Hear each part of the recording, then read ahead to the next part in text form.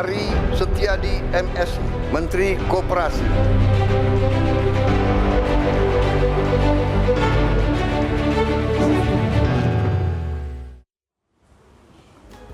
Terima kasih Anda masih menyaksikan Selamat Pagi Indonesia. Kali ini bersama saya Budi Ari Setiadi dalam segmen Mendadak Anchor. Pemirsa, Kementerian Koperasi meninjau pelaksanaan uji coba program makan bergizi gratis di Kecamatan Warung Kiara, Kabupaten Sukabumi. Sukabumi menjadi percontohan untuk pelaksanaan program nasional pada 2 Januari 2025 mendatang. Selanjutnya, program itu juga akan melibatkan koperasi-koperasi yang bergerak di bidang jasa pengantaran, penyediaan bahan baku, hingga koperasi pengolahan makanan.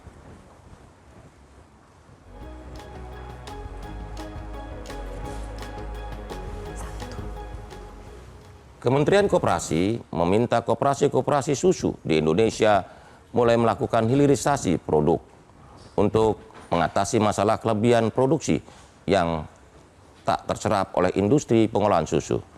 Kita simak informasi berikut ini.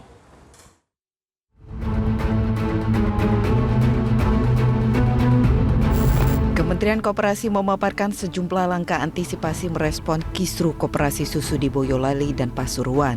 Kementerian Koperasi pun turut memastikan produksi peternak dan koperasi susu dapat diserap oleh industri pengolahan susu atau IPS atau pabrik secara optimal. Menteri Koperasi Budi Ari Setiadi mengatakan pihaknya akan berkoordinasi dengan Kementerian Perdagangan untuk langkah evaluasi regulasi impor susu. Kemenkop juga akan berkoordinasi dengan pemerintah daerah yang menjadi sentra produksi susu segar untuk memonitor dan mengevaluasi pola pendampingan koperasi produksi dan perdagangan susu segar. Dalam hal ini Kemenkop akan berkoordinasi dengan koperasi susu dan IPS di seluruh Indonesia untuk menjamin penyerapan produksi susu koperasi. Kemenkop akan berkoordinasi dengan Kemendak untuk meninjau regulasi impor susu.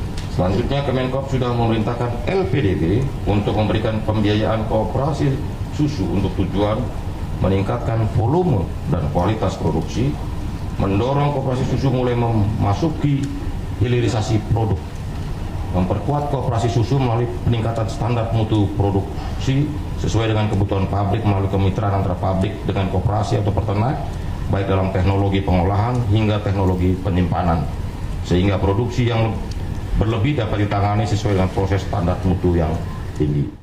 Sebelumnya, ratusan peternak dan pengepul susu sapi di Boyolali, Jawa Tengah melakukan aksi protes terhadap pemerintah agar menghentikan impor susu. Alasannya, impor susu membuat sekitar 30 hingga 50 ton liter susu di Boyolali, Jawa Tengah terbuang setiap harinya dalam beberapa waktu terakhir dengan kerugian mencapai 400 juta per hari. Tim Liputan, Metro TV. Wah pemirsa, hari ini spesial sekali ya, karena program Selamat Pagi Indonesia hari ini kedatangan news anchor baru, spesial HUT dari Metro TV. Hari ini saya nggak siaran berdiri, ada rekrutan terbaru news anchor Metro TV, jauh-jauh dari jajaran kementerian, ada Pak Budi Ari Setiadi, Menteri Koperasi. Selamat pagi Bapak. Selamat pagi. Apa kabar? Terima kasih loh Pak sudah hadir. Terima kasih. Sebelumnya Kesempatan untuk mengambil alih tugas tadi. Sebelumnya saya mengucapkan berbelasungkawa ya Pak atas wafatnya Ibunda. Semoga diberikan penghiburan. Oke, Pak Budi Ari, gimana tadi rasanya udah bacain 2 berita nih Pak, rasanya menjadi news anchor, dan ini kan bukan kali pertama ya. Sebelumnya Bapak juga sudah pernah nih tampil di Mendadak News Anchor sebelumnya. Tahun lalu saya tampil juga sebagai anchor dadakan. Deg-degan nggak Pak? Enggak, biasa. Lebih susah jadi Menkop atau jadi news anchor? Susah jadi anchor. Ternyata Kenapa? pekerjaan anchor harus konsentrasi kan, nggak boleh meleset bacanya, nggak boleh titik komanya harus diperhatiin, intonasinya, artikulasinya, banyak lah. Banyak harus diperhatikan ya Pak? Harus diperhatikan. Tapi buat saya sih tetap lebih susah jadi Menkop Pak. Bukan, karena yang diurusin banyak. Oke, pemirsa, hari ini Pak Menteri Budi Ari Setiadi tidak hanya membacakan berita saja, melainkan juga akan berdialog dengan Ketua Umum Gabungan Koperasi Susu Indonesia GKSI Nasional dengan Pak Dedi Setiadi. Silakan Pak Budi. Selamat pagi Pak Dedi. Kemarin minggu lalu saya hadir ke kantor GKSI yang di Bandung. Pak Dedi lagi ke Malang ya. dan saya juga memberikan komitmen agar seluruh koperasi susu di Indonesia bisa menjadi pemasok dalam program makan bergizi gratis. Karena ketika kita melihat angka-angkanya memang kita masih kekurangan atau masih melakukan import susu hampir 80% dari total konsumsi nasional. Ini memperhatinkan kita, karena itu saya juga ingin sampaikan bahwa kita harus serius untuk mengadakan atau memperkuat ketahanan pangan kita khususnya susu dan ketergantungan kita dari impor, sehingga kita harus melakukan langkah-langkah dalam waktu ke depan, terutama untuk menjaga ketahanan pangan khususnya susu di Indonesia. Ya, apakah ada Ya, terima kasih pertanyaan atau Pak pesan yang ingin Menteri. Saya mohon disampaikan maaf kepada Pak Dedi? atas kunjungan Bapak, kami lagi tidak ada di tempat. Kami mohon maaf dan terima kasih atas kunjungannya ke Bandung, ke GKSI Jawa Barat dan ke KPBS Pangalengan. Ya, intinya kan begini, konsumsi susu kita kan meningkat dari tahun ke tahun, karena Indonesia termasuk negara dengan konsumsi susu per kapita per tahun yang sangat rendah, atau baru 20 liter per susu per tahun per orang. Jadi dibanding negara-negara lain kita sangat rendah. Misalnya di Eropa, Finlandia, Swedia, Belanda, bahkan Amerika udah hampir 230-an liter per kapita per tahun. Jadi apalagi dengan negara-negara tetangga kita seperti Vietnam, Malaysia, Thailand, Filipina, kita termasuk negara dengan konsumsi susu yang sangat rendah. Karena itu kita atau pemerintah juga harus mengupayakan melakukan literasi tentang bagaimana pentingnya minum susu dan juga bagaimana meningkatkan produksi susu nasional. Tentu peningkatan produksi susu ini perlu banyak langkah-langkah, termasuk bagaimana pengadaan bibit sapi perahnya, pakannya, karena ini pakan juga menjadi satu isu yang penting bagi pengadaan atau industri susu, karena isu pakan ini penting karena sapi perlu makan yang baik sehingga bisa produktivitas susunya per hari lebih baik, lebih bagus dibanding sekarang ini. Saat ini rata-rata susu kita, sapi di Indonesia itu rata-rata produksinya hanya 10 sampai 12 liter per hari.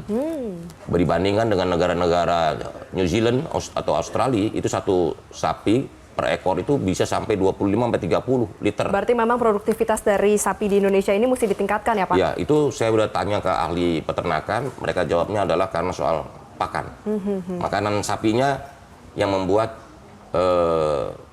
produktivitas sapi per ekor di Indonesia masih jauh dibanding negara-negara lain. Nah, tadi kan kita sudah mendengarkan ujangan dari Pak Budi nih. Kira-kira dari Pak Dedi, apakah ada pertanyaan yang ingin ditanyakan kepada Pak Budi langsung? Kan minggu lalu tidak ketemu nih Pak. Ya, terima kasih Mbak Valeri. Pak Menteri, saya sampaikan dulu bahwa di Indonesia ini ada 62 koperasi susu. Ada 16 koperasi susu di Jawa Barat, 14 koperasi di Jawa Tengah, dan 32 koperasi di Jawa Timur. Jumlah peternaknya lebih kurang 55.385 orang, dan sapinya sekitar 275.430 ekor, menghasilkan 1,3 juta liter per hari. Nah, yang sampaikan Pak Menteri tadi bahwa kita memang punya persoalan di pakan dan bibit. Nah, saya berharap bahwa pakan ini kan lebih yang dibutuhkan adalah bagaimana kita mempunyai pakan rumput yang cukup. Ini berkaitan dengan lahan. Sehingga pada hari ini Pak Menteri, saya berharap bahwa ada regulasi dari pemerintah tentang penggunaan lahan, baik itu lahan perkebunan maupun lahan pertanian. Saat ini sudah digunakan, tetapi belum ada regulasinya yang menjamin kita bisa menggunakan itu dengan sistem yang kita bangun secara bersama-sama. Yang kedua juga bibit, betul Pak Menteri. Kita sangat butuh bibit karena kemarin pasca PMK, sapi kita cukup banyak hilang di Indonesia. Sehingga kita butuh bibit yang baru. Nah, bibit yang baru ini kalau kita impor harganya 40 sampai 45 juta. Kemampuan peternak itu hanya 25 juta per ekor. Sehingga kami juga minta kira-kira apa yang harus kita lakukan Pak Menteri agar kita bisa punya lahan yang cukup, ada regulasi dari pemerintah, dan yang kedua punya bibit yang baik untuk recovery pasca PMK yang kita kehilangan produksi sekitar 30 sampai 40%. Begitu Pak Menteri. Iya. Pak Dedi, memang dari kalau kita ikuti program makan bergizi gratis itu kan bisa 15 sampai 17 juta penerima manfaat atau anak didik. Kalau satu orang 200 ml atau 1/5 liter, berarti kan program makan bergizi gratis ini memerlukan sekitar 3 jutaan lebih liter susu per hari. Nah, produksinya GKSI sudah 1,3 juta alias baru belum sampai setengahnya ini. Jadi pasti harusnya keserap semuanya. Nah, selanjutnya adalah soal bagaimana peningkatan produksi susu nasional, khususnya ketahanan pangan kita di sektor susu. Karena susu ini adalah produk strategis jika kita ingin menciptakan atau membentuk generasi muda yang cerdas, sumber daya manusia yang cerdas.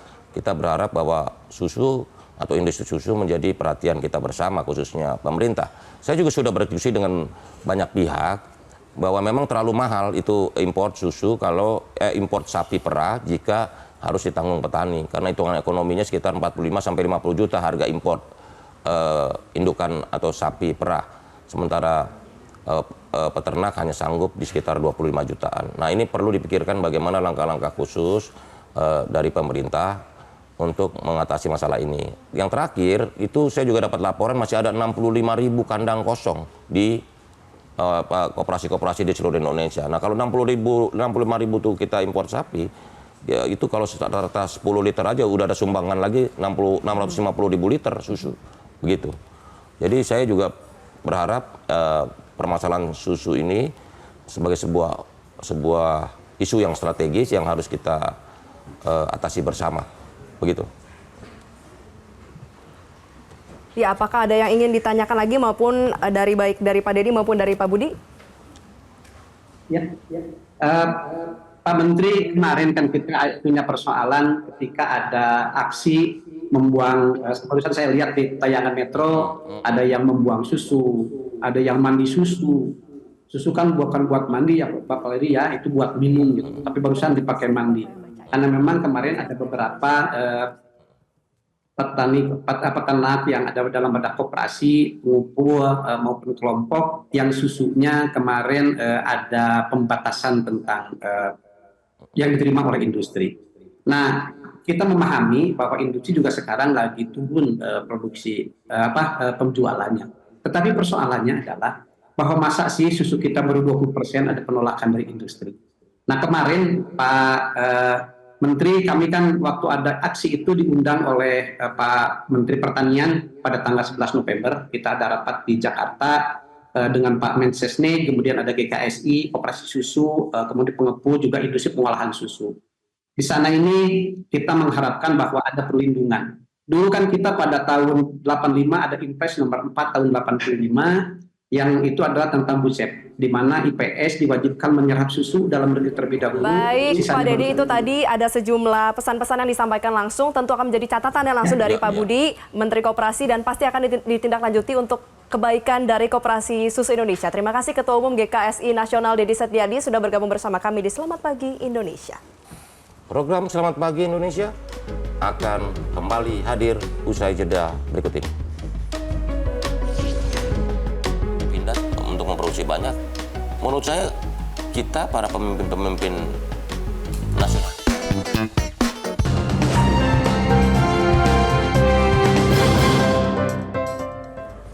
Pemirsa, Anda kembali bersama kami di Selamat Pagi Indonesia bersama saya Valerie Budianto dan rekan saya News Anchor baru Metro TV Pak Budi Aris Setiadi. Hari ini spesial banget ya Pak Budi karena spesial hari ulang tahun Metro TV ke-24. Pak Budi, ada pesan khusus gak sih untuk Metro TV? Saya mengharapkan bahwa Metro TV bisa terus menjadi media yang memberi inspirasi, memberi motivasi, dan juga memberi informasi kepada masyarakat untuk menggerakkan seluruh masyarakat dan semua potensi yang kita miliki untuk mewujudkan Indonesia Emas 2045. Karena kami percaya Indonesia Emas 2045 ini hanya bisa terwujud jika segenap komponen bangsa bersatu padu bergerak bersama untuk satu tujuan, bagaimana membawa Indonesia bisa setara dengan negara-negara maju lainnya. Pak Budi, sebenarnya kan background-nya tuh awal mula menjadi jurnalis ya Pak. Terus sekarang Menkominfo lalu Menteri Koperasi nih Pak. Kira-kira gimana sih Pak bekal jurnalistik itu bisa membawa Bapak hingga akhirnya menjadi menteri? Yang pasti kita selalu pertanyaan.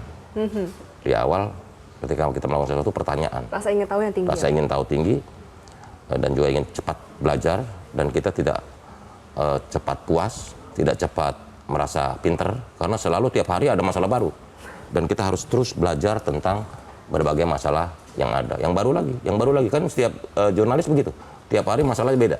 Tiap hari masalah beda, rasa ingin tahunya harus tinggi ya, tinggi, Pak Budi. Oke, saat ini kita saatnya akan main game sama-sama. Nama permainannya Pak Budi adalah satu kata tentang satu tokoh. Jadi saya akan menampilkan satu gambar, Pak Menteri, secara cepat langsung menggambarkan satu kata tentang sosok tersebut ya, Pak. Kita akan mulai dari gambar yang pertama. Ya. Ini dia, Pak, gambar Silakan. yang pertama. Patriot. Patriot. Kenapa tuh Pak Patriot? Ya karena Pak Presiden ini adalah sosok yang mencintai negeri dan rakyat. Oke, berarti Pak Budi Ari menggambarkan Prabowo Subianto, Presiden Republik Indonesia, sebagai sosok yang patriotismenya tinggi ya, Pak. Kalau misalnya Bapak kan sudah bekerja nih di bawah dua kepemimpinan ya, Presiden Jokowi dan Presiden Prabowo, bedanya apa sih Pak? Saya nggak ngomong perbedaannya, kita ngomong persamaannya. Persamaannya beliau-beliau berdua ini sama-sama orang-orang yang mencintai negara ini dan mencintai rakyat. Oke. Dan beliau-beliau ini sama-sama memimpikan, mengerjakan dan mengharapkan serta mewujudkan kemajuan Indonesia. Berarti seluruhnya sama-sama ingin yang terbaik ya Pak Yang untuk terbaik Indonesia. untuk bangsa dan rakyatnya. Oke, kita akan beralih ke gambar yang kedua Pak. Sudah siap? Siap. Oke, kebalik. Silakan Pak. Cerdas dan prospektif.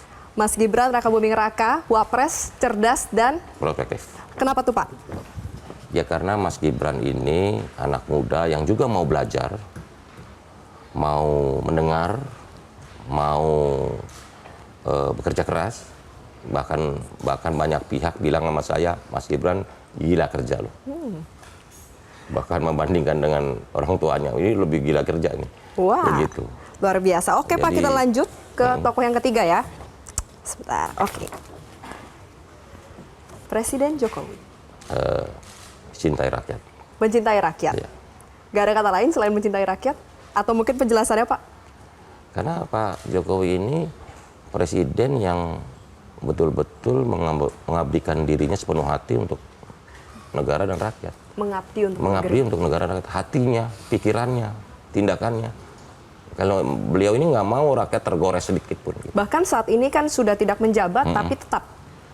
Bahkan perjuangan mensejahterakan rakyat, memajukan ekonomi rakyat, itu kan perlu waktu yang panjang, yang tidak mungkin bisa diselesaikan oleh presiden dengan periode hanya 2 periode atau 10 tahun. Betul. Oke Pak, ini gambar yang terakhir ya Pak. Ya, Secara ya. cepat disebutkan namanya juga dan Ya. juga atribusinya sebagai apa? Apa? Oh ini belahan hati lah. Belahan hati Bapak. Istri tercinta ya Itu Pak Budi? tercinta, yang memberi semangat, yang memberi motivasi, memberi hibur. Kalau saya lagi susah dia yang hibur, begitu. Selalu ada ya Pak? Jadi ada gium bahwa di samping perempuan, di samping lelaki, yang bisa itu ada seorang pendamping yang juga kuat dan strong. Harus dan yang saya kuat. mengharapkan istri saya ini memang memberi semangat untuk saya untuk dalam mengabdi kepada bangsa dan rakyat ini.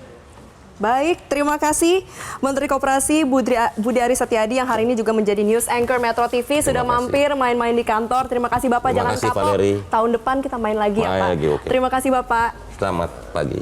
Selamat pagi.